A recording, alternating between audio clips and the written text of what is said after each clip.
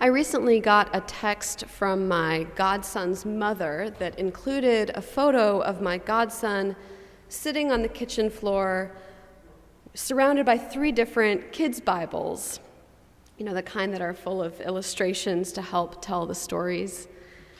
He was looking at the Bibles because he was curious about, quote, that snake, the one who talked to the first people.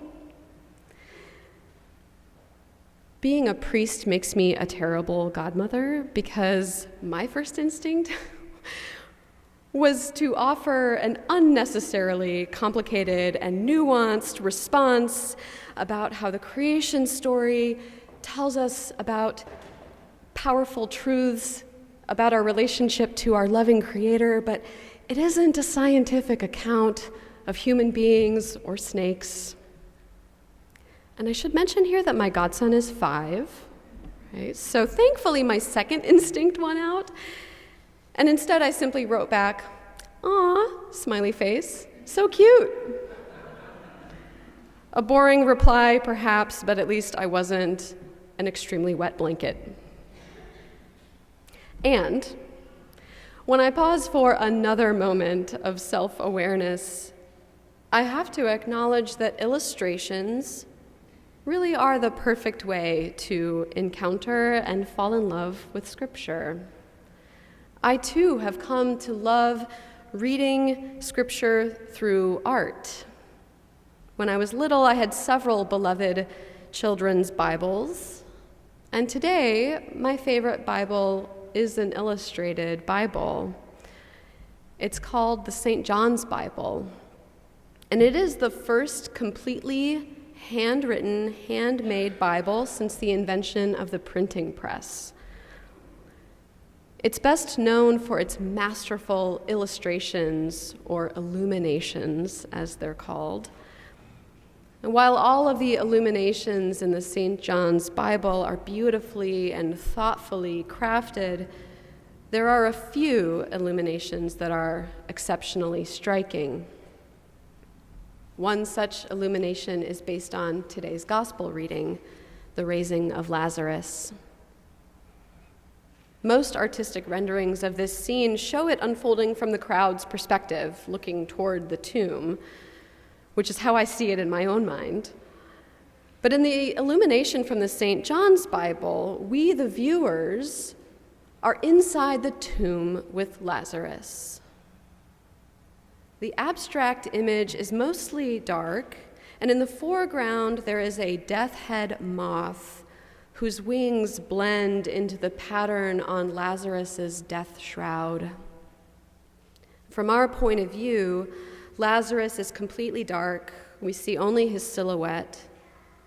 And in the distance, we see what appears to be a white light at the end of a tunnel.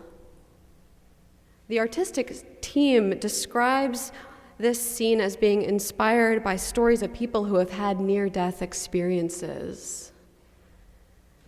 Jesus' figure, surrounded by gold, stands in the center of that white light, facing Lazarus, confronting the darkness. It's as though everything in this illumination is shouting as Jesus does, "Come out! Come out." Jesus speaks these words forcefully, and I wonder, are they an invitation or a command? Do these words offer Lazarus comfort, or do they spark trepidation? Having already experienced the stillness that comes after the suffering, how willing is Lazarus to choose this new life to which Jesus is calling him? How ready is Lazarus to once again encounter this broken, dazzling world? The illumination from the St. John's Bible situates us with Lazarus in that liminal moment when we stand at the brink of healing, somewhere between woundedness and wholeness, trying to decide what is better, to stay where we are where nothing more can hurt us, or to come out of the tomb where we might again experience great joy, but also again experience more pain. Lazarus chooses to take that risk again. He comes out of the dark tomb, even though he knows well just how much anguish life can bring. There are others like him in our world, people who choose to come out of the tomb and live with their scars. There is the woman who, although she has suffered a miscarriage, makes the difficult decision with her partner to try again to conceive. There is the divorced man who risks opening himself to the possibility of new love, trusting that his broken heart still works. There is the man whose cancer has returned for a second time, and still he holds his head and his hope high as he discerns the right next step with his family and his medical team. There is the young mother whose MS has progressed. So she spends one evening with her friends decorating her new cane with rhinestone stickers, because if she has to use a cane, by God, it will be a fabulous one. Even the ways that we here are acting on our shared desire to reconnect and rebuild as a community is a form of emergence from the tomb of this pandemic. And this is life. We cycle through death and rebirth, brokenness and healing, darkness and light.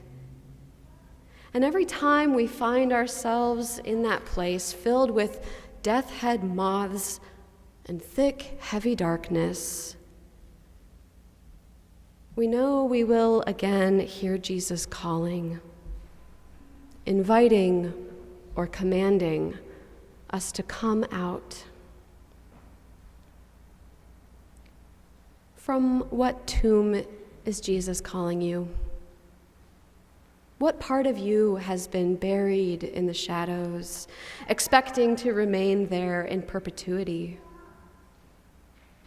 Is it your creativity? Your vulnerability, your hope, maybe your trust in others, your willingness to risk change, your desire to grow, your curiosity. What pieces of your life might Jesus be calling back to the light? The part of the healing process that gets left out of these paintings is what happens right after Lazarus leaves the tomb.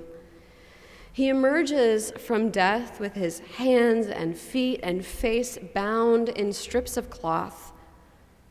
And Jesus says to the crowd standing there, "Unbind him and let him go." Jesus is fully capable of removing the cloth from Lazarus's body. But instead, Jesus turns to members of Lazarus's own community and asks them to participate in his healing. Jesus asks them to get involved, to show Lazarus that they care about his liberation from the bindings that have confined him. And in this simple act of unwrapping Lazarus's body from its linen casing, the community shows Lazarus that he will not have to move forward alone. Others are there to support him. Maybe they literally support him. His legs are stiff and he's struggling to uphold his own weight. Maybe they support him by expressing to him just how much they love and care for him. Undoubtedly, someone brings him a casserole. And just like for any of us who are coming out of a re-emergence from a tomb, Lazarus leans on his community and on God, and he steps back into the light. There will eventually come a day when we will not emerge from the tomb. Death is one of the few certainties in life. But until that day, Jesus' words will continue to reverberate through the dark to reach us, to reach you. Come back to us. Come forth. Come out.